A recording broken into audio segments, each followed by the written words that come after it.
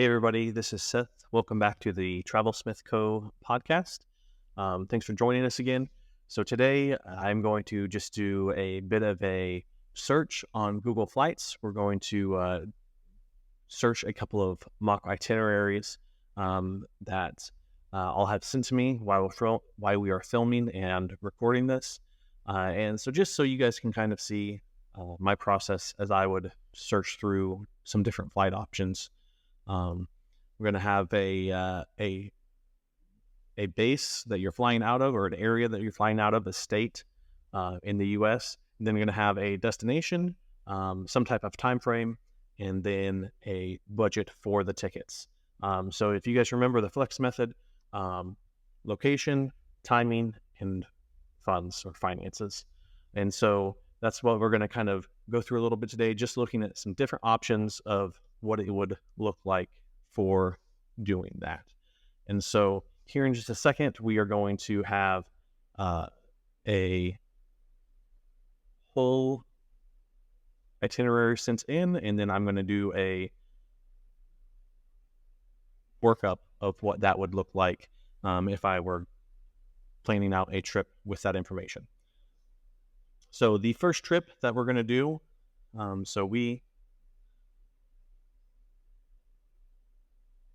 all right, so first one is going to Kyoto, Japan, anytime in the next year for 2 weeks. And the airline budget, the ticket budget, is $1,200 per person.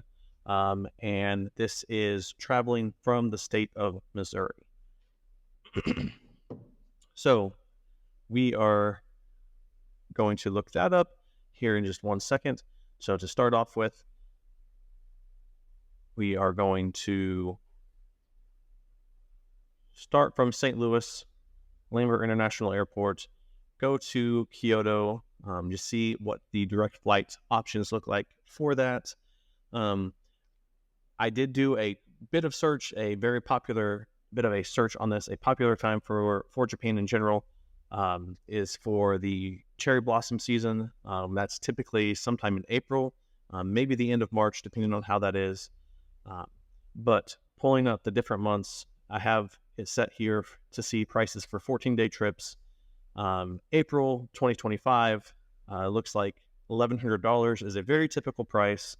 The same for the beginning of May. If we were to go back a little bit, someone wanted to go a little earlier, a little sooner. There looks like there are $1,100 flights on Tuesdays and Thursdays, at least throughout February and March. Gets a little more pricey, $1,250 or so if you fly on other days. Good chunk of January has $1,100 flights available. December has a couple options, but the closer you get to Christmas, prices go up. Very common for prices to go up around Christmas. If you go right before Christmas, it's actually $3,000. So that's a time that if you're trying to do it on a budget, it's not necessarily the best. November actually has slightly under $1,100. So $1,070 for 14-day round trips. Pretty common all the way up to October, September. So on pretty short notice, you could do a trip from St. Louis Airport to Kyoto on that budget. So this one from April 1st to April 15th, we'll go on April Fool's Day, which is a wonderful time to do it unless you are pranking somebody, which would be a horrible prank to do, to tell them you're going to Japan and then not. But so we're going to select the first recommended flight. And so that is a 18-hour and 44-minute itinerary. Select that one. That's $1,101. Just hit the drop-down tab, look and see what the details are on that.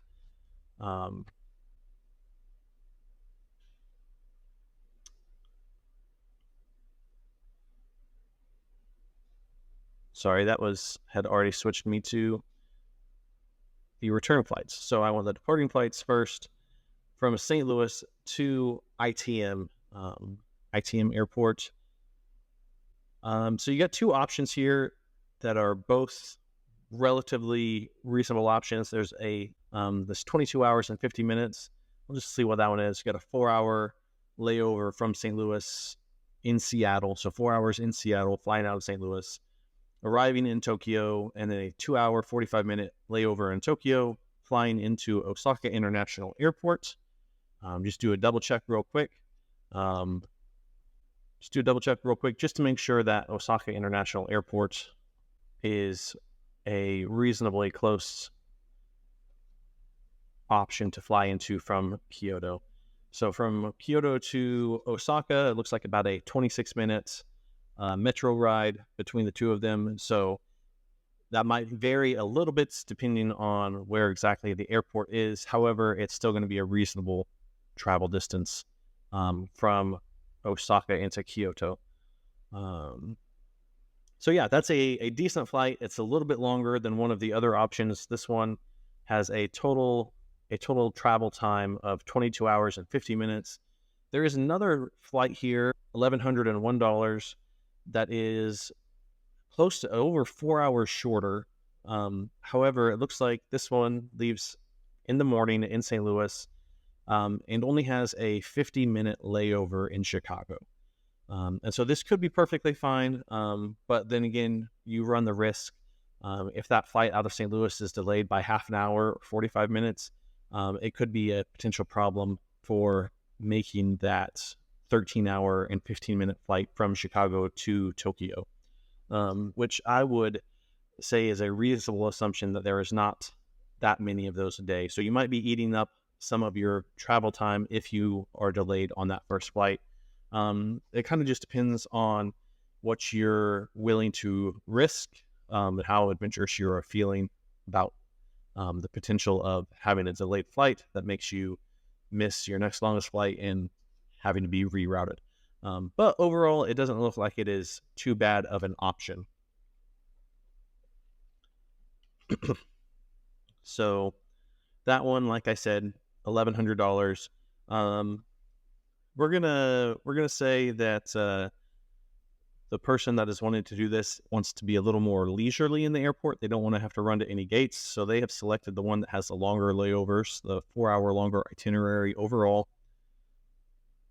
And so they've selected that one, and then looks like the return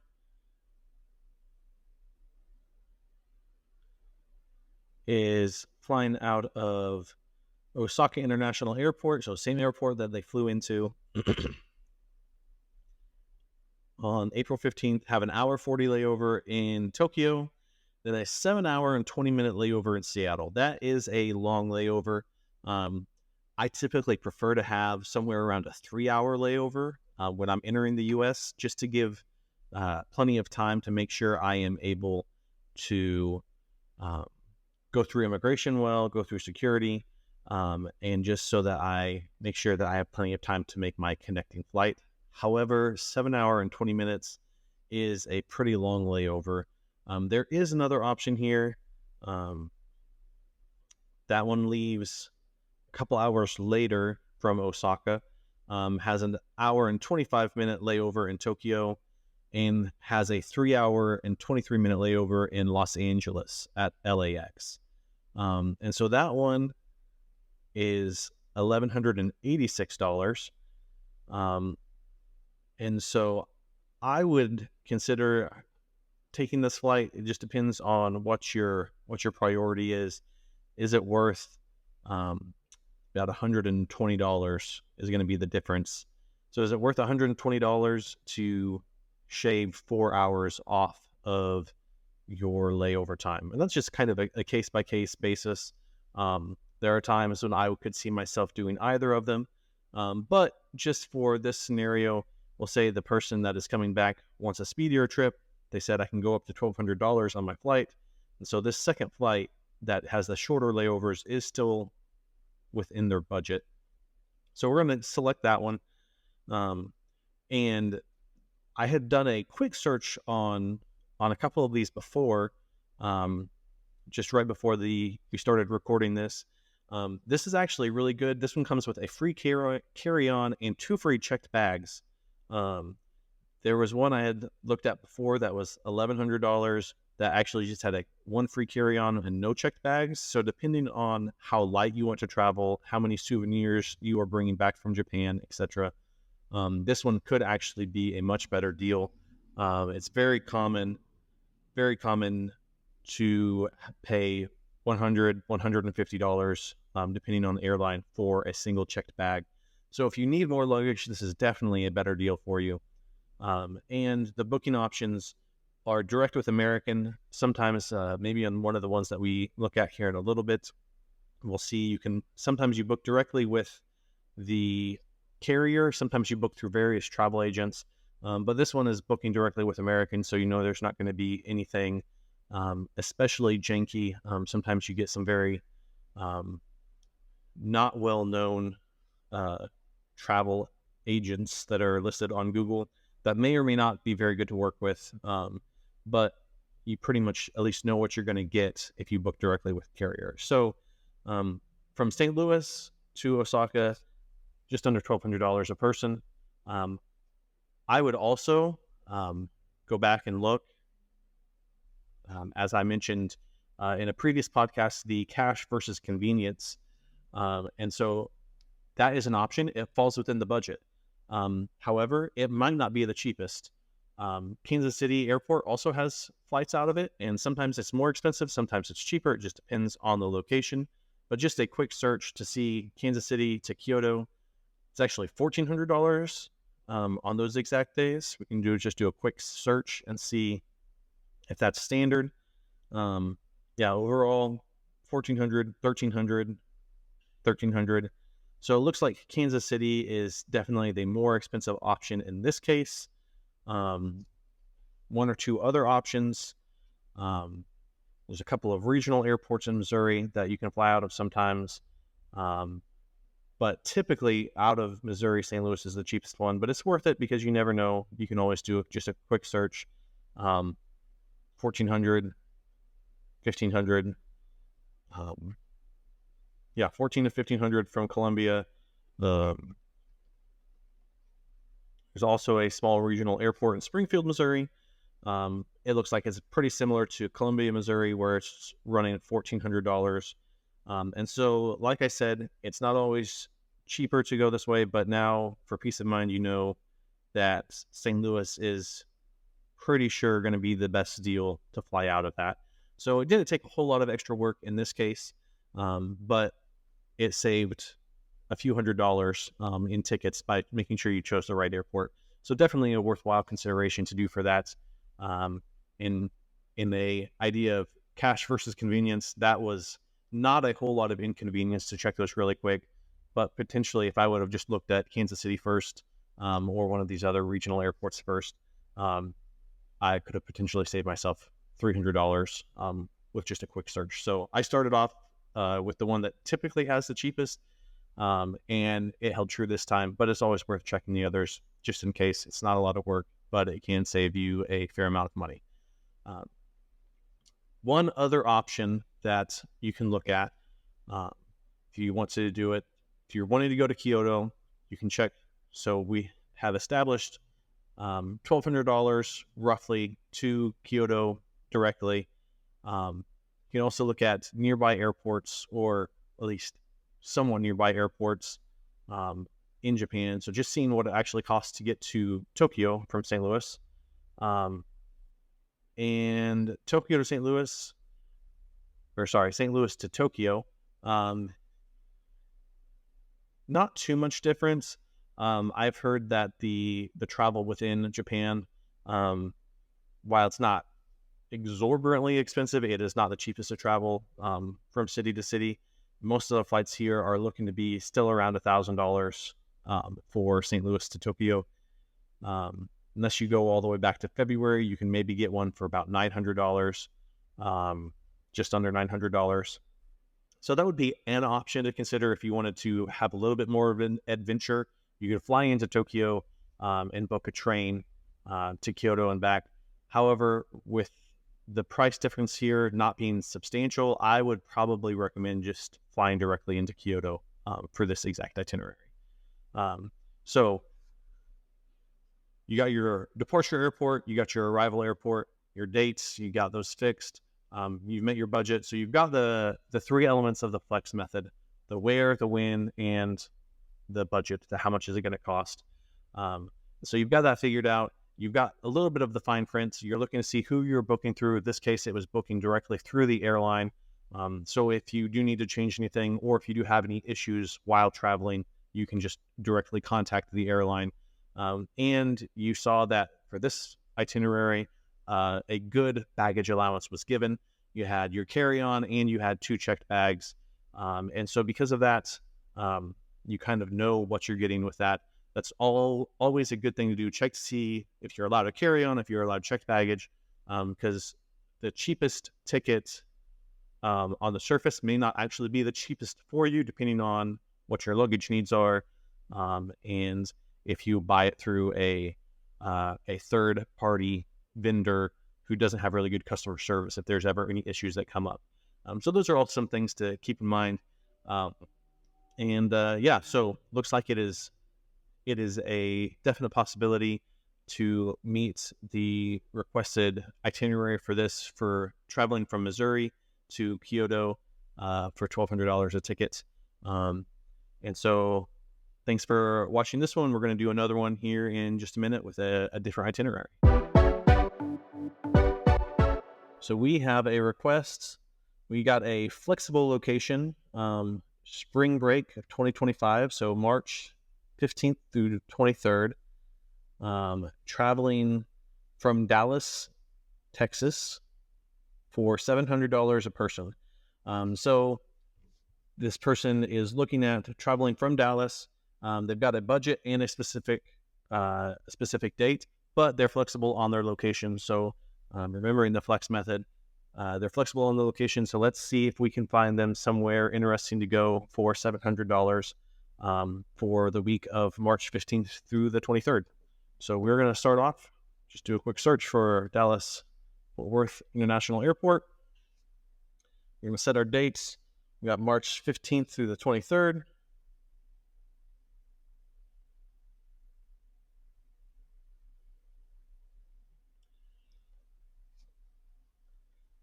And so the first thing that we're going to do after we've got our initial departure airport and then our dates, because this is a very flexible one, you can do anywhere in the world.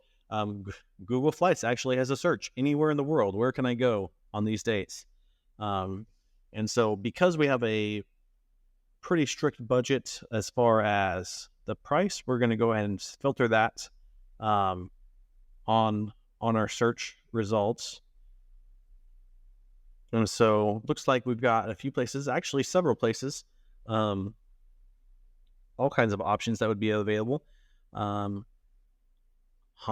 Hawaii for $481 for those dates. Lima, Peru, $622. Amsterdam, $597.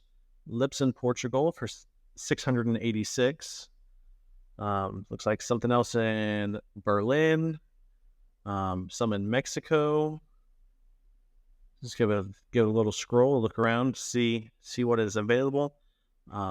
With something this broad, it really takes a little bit of time.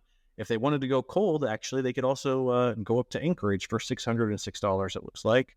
I am guessing for someone at that time of year, though, they might not be interested in something too cold. Maybe something a little more European. Although Glasgow is also $698, a little Scottish trip, which is always a personal favorite of mine. But let's do a quick look at Lisbon. That one's kind of sticking out to me. So there is a couple of flights. We're going to pop out a new window, click on the Lisbon option. So leaving from Dallas at 5:55 p.m. and having a 16.5-hour itinerary with one stop, $686, so just under the $700 mark. An hour and 40-minute layover in Helsinki. That's pretty good. And then Helsinki into Lisbon. And so the only unfortunate side of that is, if you look at a map, Helsinki is kind of overshooting Lisbon a little bit from Dallas, but it's still a pretty decent itinerary. decent price, not a long layover. So 16 and a half hours for that one. We'll just go ahead and select that one. And then returning flights. The returning flight is 19 hours, 5 minutes. It's got 2 layovers, 2 hours and 25 minutes in Madrid and 2 hours and 14 minutes in Boston. Neither of those is terrible. The layover in Madrid is decent. 2 hours and 14 minutes is decent in Boston. You may have heard me say before, I really like something around a 3-hour layover whenever I re-enter the United States for immigration and customs, just to make sure I have plenty of time to clear that and don't feel rushed. But a 2-hour and 14-minute layover should be plenty of time for that. So that's definitely an option worth considering. $675. So we'll just go ahead and leave that tab open. We'll pop back to the various other options. Let's just see what Glasgow does, just because I am a very large fan of Scotland, and for anybody who's not been there, always recommend at least giving it a glance. So the flight to Scotland from Dallas is 17 hours and 35 minutes. 2 hours and 35 minutes, 2 hours and 39 minutes in JFK in New York, 3-hour layover in London, and then arriving in Glasgow. It's not terrible. Go ahead and see what that one looks like. However, the returning flight looks like there's only one stop, but it's a 13-hour and 45-minute overnight in London Heathrow. And so that is the highest recommended flights. There's a couple other ones, but they all look like they have very long layovers in London. All of them are overnight layovers. So as much as it pains me to do it, I'm probably going to remove Glasgow as an option, just because the itineraries are not that great. It's not what I would really want to do myself. I could mention it to the person, but not necessarily recommend that as an option. Just for the sake of adventure, let's check out Honolulu, Hawaii, and see what it is. It is different than what we normally do. Normally we focus on international stuff. However, Honolulu is almost as far outside of the continental U.S. as you can get without it being a different country, and it's still a worthwhile spot to consider for spring break for sure. It also says it's $230 cheaper than usual for this, so it's definitely worth a look. So it looks like there is an option for $481 with a 2-hour and 42-minute layover in Seattle. That's actually a pretty good itinerary. 13 hours and 37-minute itinerary from Dallas to Honolulu. The returning flight has 18 hours and 44 minutes. It does have a 9-hour layover in Seattle. Let's see if there's anything better than that. There is not anything better than that. So it could be an option. It would definitely be within the person's budget if they're saying they have $700 for this. This is booking. We've got a couple of different options. We can book directly with Alaska Airlines. It has a free carry-on but no checked luggage for $481. You could save $14 by booking with a third-party vendor. I personally would probably pay the extra $14 just to book with the airline. If it's a high enough savings, I would consider using a third-party vendor. But for $14, I would probably just book with the airline directly. So that is definitely an option I would send along with the option to Lisbon. And so those are two pretty decent options. The last one, we'll just do one more real quick. Lima, Peru is an option. It could be a nice little spring break trip.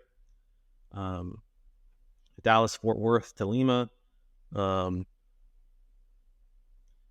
this one has a 5-hour and 55-minute in San Salvador, and also has no carry-on luggage. So that one is starting to look a little less appealing to me. Just the knowing that you're going to have to pay more already for carry-on and any other fees that might pop up. It's already a little close to the budget at $622 and a 6-hour layover. I think I would probably go ahead and nix that one. There's a couple of other options in Mexico, and maybe, let's see, this one here I think is maybe Colombia, but I'm not going to dig too far into those ones just because that's not an area that I know a whole lot about, not necessarily as far as Colombia goes, that I'm going to go too far into sending someone there on spring break, or at least recommending that to them. So those are some good options. A couple other options you could look at: Stockholm for just under $700, Berlin for just under $700. But really just seeing all the different options, seeing a wide range of locations that you're able to go to, putting in the filter for the dates, the filter for the departure airport, and you can filter for the cost of the tickets, all of which let us see the location that is available to us. So letting us know, hey, we have these dates we have to use, we have this budget is strict, but we have flexibility on the location. And so because of that, we can look and see what a few different options are for that. We are going to have a look at another itinerary real quick. So we've done a couple of them so far. We have seen somebody who has a specific place they want to go and a budget and is flexible with their time. And so we have seen somebody who has a specific budget and a specific time, but they're flexible with their location. And so we're going to see an itinerary now. I'm going to have sent to me in just a second and see what this third itinerary is, and walk through with you guys what it would look like if I was trying to plan this, and maybe either through watching or listening, you guys get a little bit idea of how you could also do something similar. So I've just got this. Let's see what we've got. All right. It looks like we are going to Rome, Italy from Cleveland, Ohio, going in June 2025, preferably the 2nd through the 10th. All right. Well, let's go ahead and go to June. Pull it out there. Very popular time to travel. Summertime in Europe, preferably the 2nd through the 10th. Let's put those dates in. Going from Cleveland, let's do Cleveland, not a specific airport, but just general one. We'll go to Rome. A couple of airports there, but we'll just go to the city as a general location, see what it gives us. So the budget for this one is $600. We're going to go and see what we've got. Looks like the 2nd through the 10th is a little bit over $600 from Cleveland to Rome. It is looking like the cheapest option for those exact dates is $1,500 a ticket. So that is way over the budget. It does need to be in June of 2025. So there are some days that are cheaper. Looks like the best day to depart would be the 4th of June, for about a week. If you did it for a week, you can get $997. So it's a little bit shorter than they had initially wanted. They wanted 8 or 9 days. So showing $1,029, those are pretty typical prices, it says. There's other departing flights. And so here is a good example of convenience versus cash. The cheapest flight is 24 hours and 30 minutes. The itinerary has 2 stops. There is another ticket that is 20 hours and 30 minutes for $1,029. If you want the shortest itinerary, that one's going to run you $1,500. And so there's lots of different options. However, the prices are all a good bit higher than what the person said their budget is going to be. So there could be possibilities. All right. So June is a very high, very peak tourist season for much of Europe, especially Rome has both people from Europe traveling and people from the US. It's a good time that a lot of them like to travel. So it's going to tend to be more expensive anyway. Getting $600 tickets to Rome on in that specific month is going to be hard. I don't know that it's possible. If I was really getting desperate and going for a Hail Mary, I would look at some of the major hubs nearby. So we're going to look at Chicago and see if they have any flights to Rome in June that are anywhere closer. You're still looking at just under $800 for flights from Chicago. So it theoretically could be possible to get from Ohio to one of the other closer hubs, either through driving or sometimes, as weird as it sounds, it is cheaper to buy local tickets to get to a hub and then buy from the hub to international locations versus just buying all the way through. It doesn't look like Chicago is actually going to be significantly enough cheaper to do it. So I would say that the Cleveland to Rome for $600 is not going to happen in June. Just out of curiosity, I would look at some other dates. Can't look too much more in the future than June for us right now. It's too far ahead. However, if they were to go a little earlier in, say, May, it looks like tickets are much cheaper then. You can get tickets for $727 in April. And actually, you can get them for 8-day trips in March for $575. And so, once again, the good example of the flex method, where if you have the specific time, the specific place, and your budget, you might not be able to do it. However, if they're able to either bump up their budgets, they could go in June. It just is going to cost several $100s more than what they had stated. Or if they can find a time earlier on, it's possible. So the first week of March in Rome, you can get there for $575 round trip. That's on Aer Lingus. It has a 7-hour layover in Dublin, which is not ideal, but convenience versus cash. If you really want to make it work, you could do the 7-hour layover in Dublin. That's also in the morning. It's theoretically possible to get from the airport into city and see a couple hours worth of Dublin in that layover. You'd want to do your research into that to make sure that it's possible and a good idea to do that. But an option for that, and then a returning flight from Rome back to Cleveland has a 2-hour layover in Dublin on the way back, and then is direct from Dublin to Cleveland. So you don't even have to go to another flight after you have cleared immigration. You are just back home or back where you've started. So another good example of, if you are flexible on one of the things, you can usually make something work. You are able to get to Rome from Cleveland for $600 or less, just not the first week of June. And so a good example of that, you can always do that. This is flying Aer Lingus. You can book directly with them. Once again, know your airline. They are a lower budget airline. So you get a free carry-on. And possibly a checked bag. It varies. Even this is telling me you'd have to go through the website to find that out. I wouldn't go through all that trouble if I was looking at this for somebody, if they had told me that they had a specific dates and these weren't them.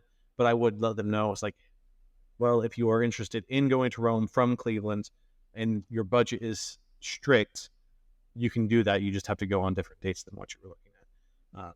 So just a few different ways that I will look at Google Flights. I will look at different options of it, looking at different airports, both leaving and where you are arriving at, seeing if it's cheaper in different places, checking different dates, checking different airlines, knowing who you're booking with, if you're booking directly with the airline, if you're booking with a third-party vendor, and definitely making sure if you need checked luggage, making sure that is included, or seeing how much more that is going to cost. And what the best deal actually is, because just because it is the best deal showing, if you need checked luggage, doesn't mean that it's overall the best deal if you have to pay extra for that. So I hope you guys have enjoyed a quick look into using Google Flights just for a wide variety of searches, and hopefully some of this will be useful to you and pique your interest a little bit in doing a little bit of travel. So thank you guys.